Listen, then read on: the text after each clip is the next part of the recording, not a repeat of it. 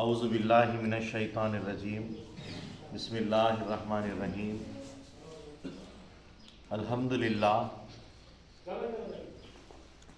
للہ خالق الارض والسماء والصلاة والسلام علی محمد المصطفى ثم الصلاة والسلام علی محمد المہدی الہدی صلی اللہ علیہما وعلی آلہما واصحابہما الشرفاء من یومنا ھذا الی یوم الجزاء اما بعد قال اللہ تعالی فی القرآن المجید اعوذ باللہ من الشیطان الرجیم بسم اللہ الرحمن الرحیم یا ایھا الذین آمنوا اتقوا اللہ وابتغوا الیہ الوسیلہ۔ صدق اللہ العظیم۔ ساری تعریف اللہ رب العزت کے لیے سزاوار ہے جو رب العالمین ہیں۔ درود و سلام ہو خادمین محمدین کریمین علیہم السلام پر اور آپ دو کی تمام ذریات پر۔ محترم بزرگوں، دوستوں، السلام علیکم ورحمۃ اللہ وبرکاتہ۔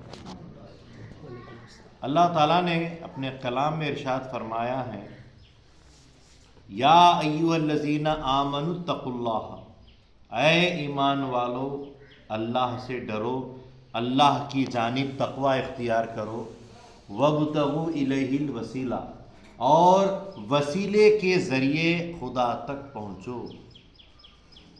ایک وسیلہ، ایک ذریعہ خدا کے ساتھ، خود کے ساتھ جوڑو اور اس وسیلے کے ساتھ خدا تک پہنچو۔ وسیلہ دین اسلام میں بہت ضروری ہے۔ سب سے پہلے تو غور کرنے والی بات اس آیت میں یہ ہے کہ اللہ تبارک و تعالی مومنوں سے مخاطبت کر رہا ہے، ایمان والوں سے بات کر رہا ہے اور ان کو ڈرا رہا ہے۔ جب خوف اور ڈرانے کی بات تھی تو ہونا تو یہ چاہیے تھا کہ کافروں کو ڈرایا جاتا، مشرکین کو ڈرایا جاتا، جو لوگ اللہ کو مانتے ہی نہیں ہیں، جو ارتداد پر قائم رہتے ہیں، ان کو ڈرایا جاتا، لیکن اللہ تعالیٰ یہاں ایمان والوں کو ڈرا رہا ہے، کیونکہ ایمان کی بنیاد اور اس کی ابتدا، اس کی شروعات ڈر سے ہوتی ہے، خدا کے خوف سے شروع ہوتی ہے، جس کو خشیت اللہ کہتے ہیں، اللہ کا خوف کہتے ہیں۔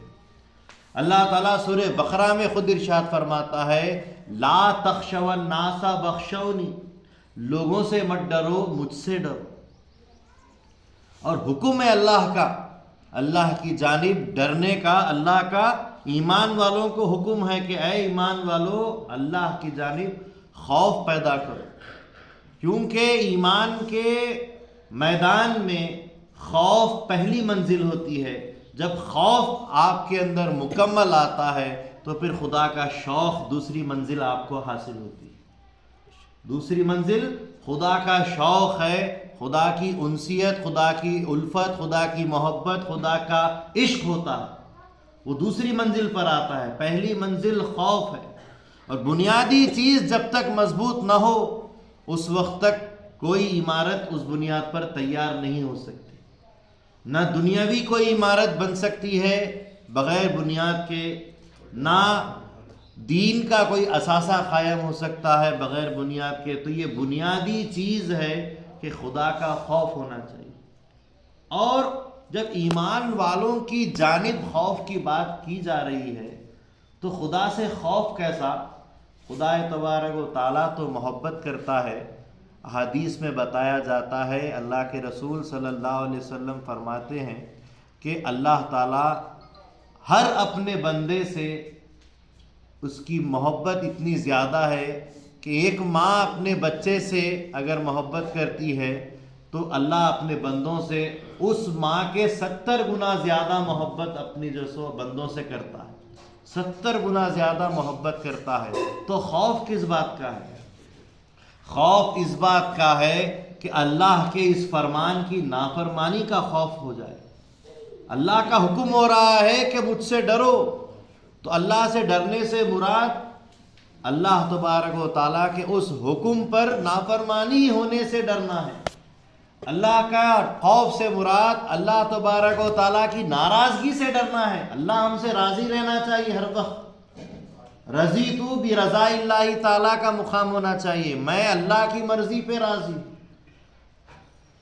ایک مرتبہ بہلول دانا ندی کے دجلہ کے کنارے بیٹھا ہے، اور بیٹھے بیٹھے وہ مجذوب، وہ اللہ والا، وہ ملنگ اپنے دھن میں اپنی باتیں بڑبڑاتے ہوئے وہ ملنگ بیٹھا ہے، اور وہ کہہ رہا تھا کہ یہ جو پانی بہ رہا ہے دجلہ کا، یہ میری مرضی سے بہ رہا ہے.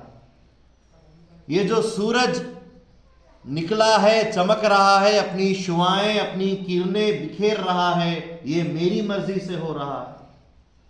یہ جو درخت پر پتے لگے ہوئے ہیں، جس کو پھل اور پھول آ رہے ہیں، یہ میری مرضی سے ہوتے ہیں.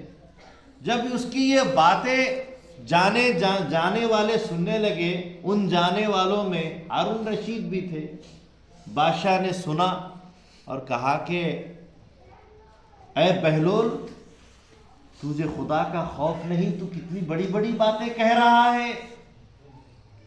جن باتوں میں اللہ تعالیٰ کا دخل اور اس کی قدرت شامل ہے، تو ایسی باتوں کو اپنی جانب کہہ رہا ہے کہ سورج تیری مرضی سے نکلتا ہے، چاند تیری مرضی سے نکلتا ہے، سورج میری مرضی سے چمکتا ہے، چاند میری مرضی سے چمکتا ہے، دن میری مرضی سے ہوتا ہے، رات میری مرضی سے ہوتی ہے، اور یہ درخت، یہ پیڑ، یہ چرند، یہ پرند، یہ پانی، یہ آبا ہوا، سب تیری مرضی سے. کیسے تو باتیں کرتا ہے؟ یہ سب خدا کی قدرت ہے.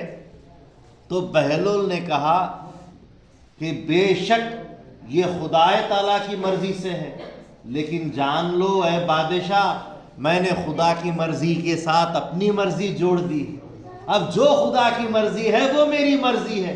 تو جو پانی بہ رہا ہے اگر خدا کی مرضی ہے تو وہ میری بھی مرضی ہے. اسی لیے کہہ رہا ہوں کہ دنیا میں جو کچھ ہو رہا ہے اب میری مرضی سے ہے، کیونکہ میں نے اپنی مرضی خدا کی جانب کر دی ہے. اسی لیے امامنا مہدی موعود علیہ الصلوۃ والسلام فرماتے ہیں ہر حال رب سنبھال، ہر حالت میں رب کے حوالے کر دو. رضیت برضا اللہ تعالیٰ. تو ڈرنا کس سے ہے؟ خدا کی نافرمانی سے ڈرنا ہے. ڈرنا کس سے ہے؟ خدا کی ناراضگی سے ڈرنا ہے. ڈرنا کس سے ہے؟ قیامت میں اللہ تعالیٰ کے عذاب سے ڈرنا ہے. خدا کی ذات تو محبت کے لیے ہے. خدا تعالیٰ فرماتا ہے کہ میں نے تم کو پیدا کیا ہے اپنی عبادت کے لیے، اپنے عرفان کے لیے، اپنی پہچان کے لیے، اپنی وابستگی کے لیے، اپنی ذات کو تمہارے سامنے کھولنے کے لیے ہی تم کو پیدا کیا ہے. لولا خلقت الافلاق، میں جیسا کوئی فلک جیسا کچھ نہیں بناتا اگر اے نبی صلی اللہ علیہ وسلم آپ کی ذات مراد نہیں ہوتی. اور میں خود چھپا ہوا خزانہ تھا. کنتو کنزن مخفین، میں ایک چھپا ہوا خزانہ تھا. فاظہرت، میں نے اپنے آپ کو ظاہر کیا. کیسے ظاہر کیا؟ فخلقت الانسان، میں نے انسان کو پیدا کیا. اے انسان، میں نے تجھے پیدا کیا ہے اپنی پہچان کے لیے، تاکہ میں جانا جاؤں، میں پہچانا جاؤں. میں نے جنات کی دنیا بسا کر دیکھ لی ہے، انہوں نے کتنی میری پہچان حاصل کی ہے. اب میں زمین پر اپنا خلیفہ انسان کو بنانے والا ہوں، اور انسان میری پہچان کو عام کرے گا. حضرت آدم علیہ السلام کی وہ ذات تھی جن کے وسیلے سے آج تک ہم تمام انسانوں کو خدا کا عرفان ہو رہا ہے، اللہ کی پہچان ہو رہی. تو اللہ کی ناراضگی سے ڈرنا ہے، اللہ کی نافرمانی سے ڈرنا ہے، اللہ کے عذاب سے ڈرنا ہے، اللہ کی ذات سے ڈرنا نہیں. اور کس معاملے میں ڈرنے کا حکم دیا جا رہا ہے؟ وَابْتَغُوا إِلَيْهِ الْوَسِيلَةَ، اللہ کی جانب ایک مضبوط وسیلہ بناؤ.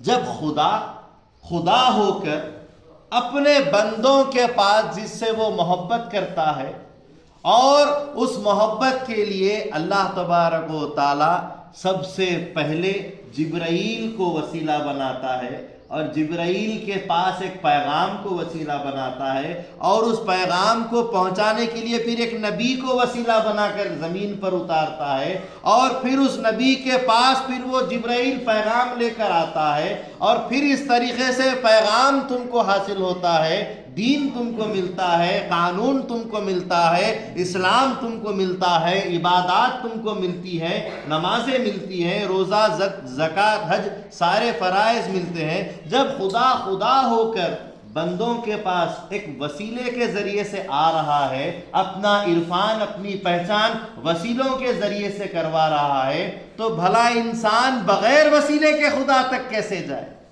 بغیر واسطے کے کیسے جائے؟ جب نبی پاک صلی اللہ علیہ وسلم کی ذات بابرکات معراج کی رات میں سفر کرنے کے لیے نکلے تو اللہ تبارک و تعالیٰ نے اپنے پاس اپنے محبوب کو بلانے کے لیے کتنے وسیلوں کا استعمال کیا؟ جبرائیل کو بلایا جو سدرۃ المنتہا میں بیٹھے ہوئے تھے، جبرائیل علیہ السلام کو بلوایا اور فرمایا کہ جبرائیل، آج کی رات میں یہ چاہتا ہوں کہ جنتوں کو سجا دو، دوزخوں کو بند کر دو، اور سارے ساتوں آسمان سجاؤ کہ میں آج میرے محبوب سے ملنے کی خواہش کرتا ہوں۔ جاؤ میرے محبوب کو ان کے گھر سے لے کر میرے پاس میری جانب آؤ، میں ان سے ملاقات کا مشتاق ہوں۔ جبرائیل علیہ السلام نے 70 فرشتوں کو تیار کیا، پھر اپنے ساتھ اسرافیل علیہ السلام کو لیا، پھر اپنے ساتھ انہوں نے حضرت میکائیل علیہ السلام کو لیا۔ ایسے 3 بڑے بڑے فرشتے 70 کی فرشتوں کی جماعتوں کے ساتھ مل کر پھر وہ وسیلہ بنائے ایک براق کو۔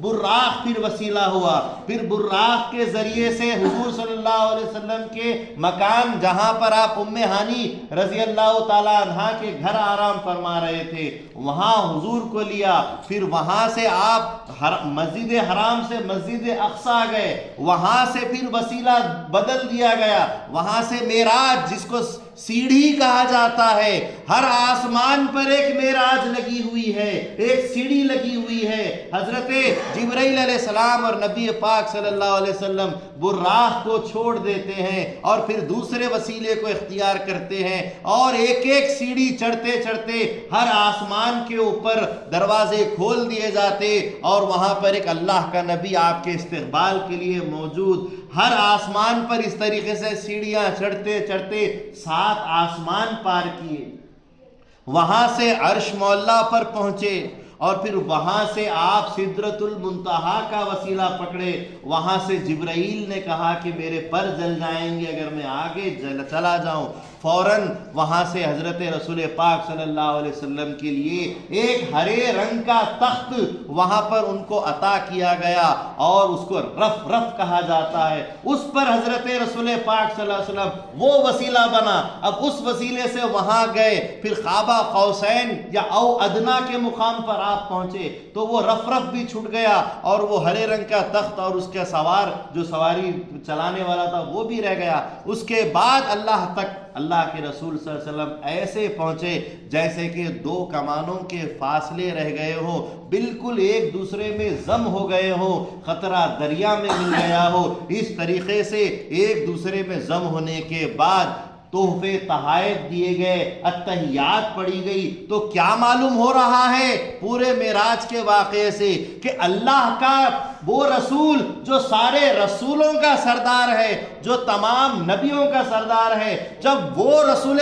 پاک صلی اللہ علیہ وسلم جو وجہ تخلیق کائنات ہے، لولا کا خلقت الافلاق، اگر تم نہ ہوتے ہیں محبوب تو میں تمام خلائق کو، ان فلکوں کو، ان سیاروں کو، ستاروں کو پیدا نہ کرتا۔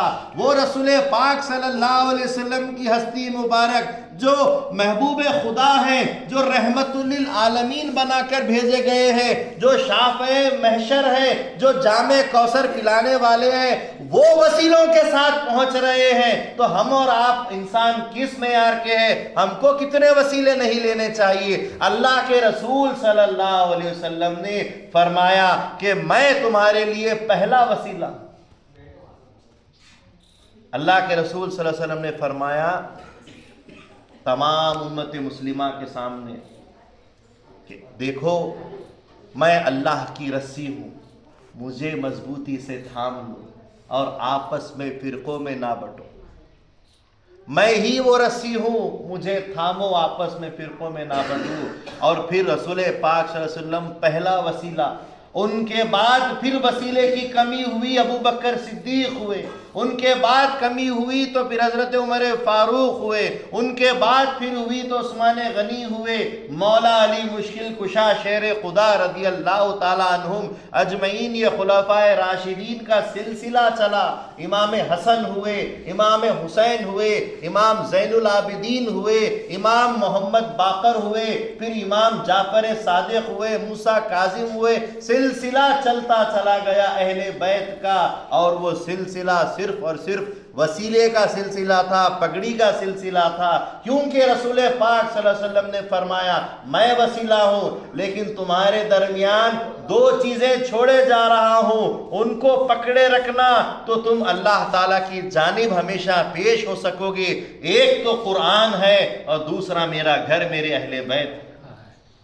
تو یہ وسیلہ ہے۔ تو آج جو پگڑیاں چلتی ہوئی آ رہی ہیں، جو رشد و ہدایت پر مرشدین چلتے ہوئے آ رہے ہیں، یہ ہمارے لیے وسیلہ ہے۔ اور وسیلہ کس لیے حاصل کیا جا رہا ہے؟ وسیلہ اس لیے حاصل کیا جا رہا ہے کہ تاکہ ہماری کشتی کو پار لگایا جا سکے۔ جیسا نوح علیہ السلام طوفان میں ان کا وسیلہ کیا تھا؟ کشتی تھی۔ اسی طریقے سے رسول پاک صلی اللہ علیہ وسلم نے فرمایا مثل اہلی بیتی کا سفینتی نوح، میرے اہل بیت، میرے گھرانے کی مثال ایسی ہے جیسے کہ نوح علیہ السلام کی کشتی ہے۔ من رکبہا نجا ومن تخلف عنہا غرقا، جو اس کشتی میں سوار ہو گیا وہ کامیاب ہو گیا، اور جو اس کشتی سے انحراف کیا، اس سے اختلاف کیا، وہ ڈوب گیا۔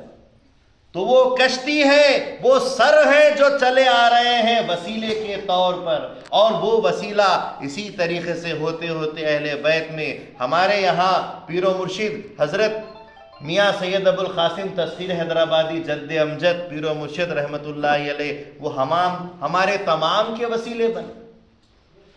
وہ گجرات میں جب اپنے اول زمانے میں تشریف لائے، انہوں نے تعلیم کے ذریعے سے تمام گجرات کے اطراف اور اکناف کے مقامات کو وسیلہ بخشا، اپنی ذات سے علم پہنچایا، علم کا وسیلہ بنے، اور جب رشد و ہدایت کے جو منصب پر فائز ہوئے تو وہ پھر روحانی معاملات کے وجہ سے لیے وسیلہ بنے، مریدین کا وسیلہ بنے۔ اور مرید اور مرشد کا رشتہ کس لیے ہوتا ہے؟ تاکہ خدا تک پہنچایا جا سکے۔ مرشد صرف اور صرف ایک واسطہ ہوتا ہے، ایک سر ہوتا ہے، ایک وسیلہ ہوتا ہے تاکہ خدا تک پہنچ سکے۔ اسی لیے فنا فی الشیخ، فنا فی الرسول، فنا فی اللہ، بقا باللہ، یہ مقامات ہیں کہ پہلی منزل مرشد، اور مرشد کی ذات سے رسول پاک صلی اللہ علیہ وسلم کی ذات تک پہنچنا ہے، حضور کی ذات سے خدا تک پہنچنا ہے، اور خدا کی ذات میں پہنچنے کے بعد بقا کی منزل حضرت۔ خدا باقی ہے تو تمہاری محبت اور تمہارا وہ شوق، وہ تمہارا عشق، وہ بھی باقی۔ تو یہ وسیلہ اسی لیے ہے تاکہ خدا تک پہنچے۔ مرشد اس لیے ہوتا ہے تاکہ خدا تک پہنچائے، خدا کے دین پہ چلائے، تمہاری رہبری کرے، اور وہ جب یہ سب ساری چیزیں دینے لگتا ہے، اسی چیزوں کو فیض بولتے ہیں۔ فیض اسی کو بولتے ہیں جو وہ دیتا ہے، تمہاری مشکل راہوں کو آسان کرتا ہے، اسی کو فیض بولتے ہیں۔ مرشد اور مرید کا رشتہ بندگی میں شاہ قطبی رضی اللہ تعالیٰ عنہ فرماتے ہیں چخمخ کی طرح ہوتا ہے، دو پتھروں کی طرح ہوتا ہے، دو پتھر ٹکراتے رہتے ہیں، تبھی جا کر روشنی پیدا ہوتی ہے، تبھی چنگاری نکلتی ہے۔ اسی طرح مرشد اور مرید ہمیشہ ملتے رہنے چاہیے، وسیلہ ایک دوسرے کا اختیار کرتے رہنا چاہیے تاکہ وہ روشنی ملے، وہ نور کی روشنی ملے، وہ اللہ تعالیٰ کی تجلی ملے، جس کے لیے یہ رشتہ جوڑا گیا، جس کے لیے مرشد بنایا گیا ہے، وہ چیز آسان ہونی چاہیے، اسی لیے وسیلہ ہوتا ہے۔ اور مرشد جب بنا لیا جاتا ہے تو اس کے ذریعے سے اگرچہ کہ دنیاوی معاملات بھی حل ہوتے ہیں، کیونکہ ربنا آتنا فی الدنیا حسنۃ، تو دنیا کے حسنات بھی ہوتے ہیں، لیکن حقیقت میں فی الآخرتی حسنتوں کا معاملہ ادا کرنا ہوتا ہے۔ وہ مرشد کا مقام ہوتا ہے، وہ وسیلہ ہوتا ہے، اور اس وسیلے کو تھامنا چاہیے۔ اللہ کے نبی صلی اللہ علیہ وسلم فرماتے ہیں کہ صحبت میں تاثیر ہوتی ہے، جب آپ کسی چیز کی صحبت میں رہتے ہو تو اس کی تاثیر، اس کا فیض ملنے لگتا ہے۔ شاعر کہتا ہے کہ بروں کی صحبت تجھے برا بناتی ہے، اچھوں کی صحبت تجھے اچھا بناتی ہے۔ صحبت صالح ترا صالح کند، صحبت طالح ترا طالح کند۔ اچھوں کی صحبت اچھا، بروں کی صحبت برا، تو پھر مرشد کی صحبت تم کو کیا بناتی ہے؟ خود مرشد کی ذات تک پہنچاتی ہے۔ تو جیسی شخصیت ہوگی ویسا مقام حاصل ہوگا۔ رسول پاک صلی اللہ علیہ وسلم فرماتے ہیں کما تدین تدان، جیسا کرو گے ویسا بھرو گے۔ کبیرہ کہتا ہے، کبیر داس، کبیرہ تیری جھونپڑی گل کٹے کے پاس، کرے گا سو بھرے گا تو کیوں ہوا اداس۔ جو جیسا کرے گا وہ ویسا بھرے گا۔ اگر کوئی برائی کرتا ہے تو برائی ہی حاصل اس کی جھولی میں آئے گی، اور اگر نیکیاں کرتا ہے تو نیکیاں ہی اس کو حاصل ہوگی۔ تو چاہیے صرف اور صرف وسیلہ اللہ کو پانے کے لیے چاہیے، اور کسی اور مطلب اور مقصد کے لیے نہیں چاہیے۔ ہماری دوستی، ہماری دشمنی، ہمارا جینا، ہمارا مرنا، ہماری نماز، ہماری قربانی سب اللہ کے لیے ہے۔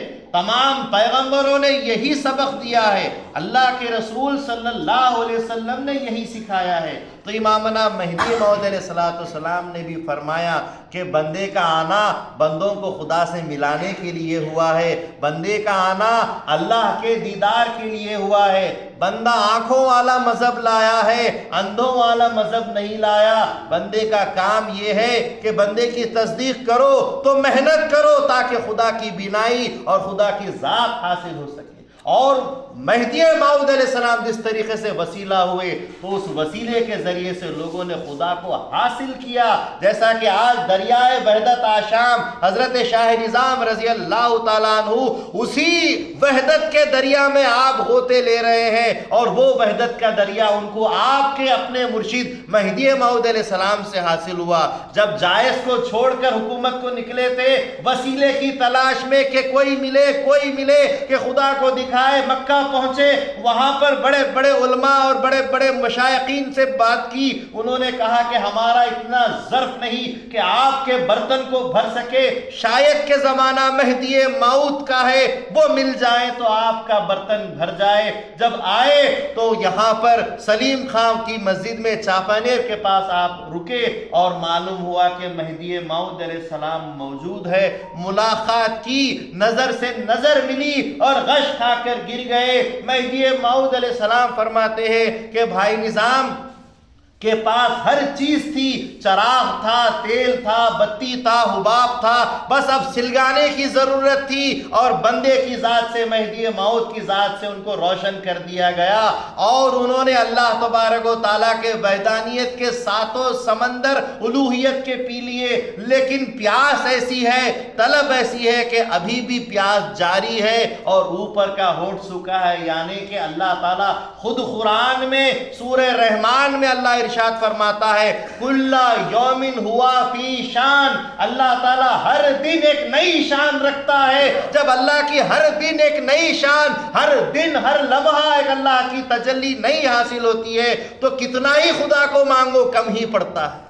خدا کو مانگتے رہنا چاہیے، وہ دریا اتنا ہے کہ بس اس کی طلب جاری رہنی چاہیے، اور وہ طلب ان کو، وہ پیاس ان کی کیسی بجھی؟ حضرت مہدی موعود علیہ السلام کے واسطے وسیلے سے پہنچی۔ یہ تمام چیزیں مہدی موعود علیہ السلام کے واسطے وسیلے سے ہوئی۔ تو ہمارا مرشد سے ملنا صرف اس لیے ہے کہ آپ کی روحانیت مضبوط ہو، جسم کو تو پال رہے ہو، روح کو بھی پلنے کا موقع ملے، اور روحانی بزرگوں کے پاس رہنے سے ہی آپ کی روح کو غذا ملتی ہے، آپ کی روح کو طاقت ملتی ہے، اور یہ چیز صرف اور صرف یقین سے تعلق رکھتی ہے۔ یقین ہونا چاہیے، وسیلہ ہونے کے بعد، مرشد سے ملنے کے بعد اگر آپ کے اندر مرشد کے اوپر اعتبار اور یقین نہیں ہے تو پھر آپ کو کچھ فیض نہیں ملتا۔ ایک ڈاکٹر کے پاس جاتے ہیں تو گولی لکھ کر دیتا ہے تو گولی پر یقین آتا ہے، جبکہ ہم بولتے ہیں مسلمان اللہ شافی، اللہ ہی شفا دینے والا ہے، گولی اگرچہ کے وسیلے کے طور پر کھاتے ہیں، ڈاکٹر اگرچہ کے وسیلے کے طور پر لیتے ہیں، لیب ٹیکنالوجی کے پاس جا کر ٹیسٹ کرواتے ہیں، سب وسائل ہیں، لیکن شفا دینے والا صرف اللہ ہے، اللہ کی ذات ہے، یہ سارے وسائل ہیں۔ اسی طریقے سے جب اس پر یقین ہے تو مرشد کی ذات پر بھی یقین ہونا چاہیے، تبھی حاصل ہوتا ہے۔ ایک مرتبہ مہدی موعود علیہ السلام نے ایک کاڑی اٹھائی اور اٹھا کر فرمایا بھائیو یہ کیا چیز ہے، یہ کیا چیز ہے؟ سب نے کہا یہ کاڑی ہے۔ مہدی موعود علیہ السلام نے فرمایا بندہ اس کو شاہ کہتا ہے، اس کو سونا کہتا ہے، تو یقین مرشد کی ذات پر کیسا ہے؟ تمام صحابہ مہاجرین نے کہا کہ میرا جی کہ یہ واقعی اگر سونا ہے، آپ نے کہہ دیا ہے تو سونا ہی ہوگا، ہماری نظروں کا قصور ہے کہ ہم کو کاڑی نظر آ رہی ہے، اگر آپ نے سونا فرمایا ہے تو یہ واقعی سونا ہے۔ مرشد نے جو کہہ دیا اس کے اوپر آمنا و صدقنا ہونا چاہیے۔ اس یقین کے ساتھ جب وسیلہ حاصل ہوتا ہے تو آپ کی رسائی اللہ کی جانب بڑھتی جاتی ہے۔ کیا رسول پاک صلی اللہ علیہ وسلم کی ذات پر وسیلہ معراج کی رات نہیں ہوئی؟ جب معراج سے واپس آئے حضور نے سنایا کہ میں لمحے بھر میں 7 آسمان، مسجد حرام سے مسجد اقصیٰ 7 آسمان، عرش معلیٰ 8 جنتیں، 7 دوزخیں اور پھر سدرۃ المنتہا، اس سے آگے کا سفر لمحے میں کر کے آیا ہوں، جبکہ میرا بستر بھی گرم تھا، جو وضو سے پانی کیا تھا وہ وضو کا پانی بھی بہہ رہا تھا، اور میرے دروازے کی کنڈی بھی ہل رہی تھی، تو سب نے کہا کہ ہم نہیں مانتے، سب نے انکار کیا، کیونکہ رسول اللہ صلی اللہ علیہ وسلم نے اپنی ذات کا اظہار کیا، میں خواب میں نہیں گیا، میں اپنی ذات سے اس جسم کے ساتھ گیا ہوں، تو سب انکار کرنے لگے۔ بات کہاں پہنچی؟ حضرت ابو بکر صدیق رضی اللہ تعالیٰ عنہ کے پاس بات پہنچی۔ ابو جہل اپنا سر ہلاتے ہوئے گیا اور ابو بکر سے کہا کہ جانتے ہو کہ کل کیا بات ہوئی؟ پوچھا کہ بولو کیا بات ہوئی؟ کیا تم یہ بات مان سکتے ہو کہ ایک آدمی لمحے بھر میں مسجد حرام سے مسجد اقصیٰ 7 جنت، 7 دوزخ، آسمان، عرش معلیٰ اور اس سے بھی آگے جا کر آ سکتا ہے؟ کہا کہ یہ ناممکن بات ہے۔ کہا کہ یہی تو میں کہہ رہا ہوں کہ ناممکن بات ہے۔ تو کہا کہ محمد ابن عبداللہ جن کو تم نے اللہ کا رسول بنایا ہوا ہے، مانا ہوا ہے، وہ یہ بات کہہ رہے ہیں کہ وہ لمحے بھر میں جا کر آئے، تو مرشد اور مرید کا تعلق یقین پر ہوتا ہے۔ ابو بکر صدیق رضی اللہ تعالیٰ عنہ نے اسی وقت فرمایا کہ دیکھو اگر میرے محبوب نے، اگر میرے رسول نے یہ بات کہی ہے تو میں سب سے پہلے تصدیق کرنے والا ہو جاتا ہوں، کیونکہ میں نے اپنے رہبر کے اوپر بالکل یقین کیا ہے۔ یؤمنون بالغیب، میرا ایمان غیب پر ہے، جو قرآن کی ابتدائی آیات میں ہے، اللہ کے رسول نے فرمایا ہے، وہ جا کر آئے ہیں تو میں آمنا صدقنا بولتا ہوں۔ اسی پر رسول اللہ صلی اللہ علیہ وسلم نے فرمایا کہ میرا ابو بکر صدیق ہے۔ یہ مقام یقین سے ہوتا ہے۔ مرشد اور مرید کے درمیان اگر رشتہ ہے تو وہ رشتہ محبت انسیت کے ساتھ یقین کا ہے۔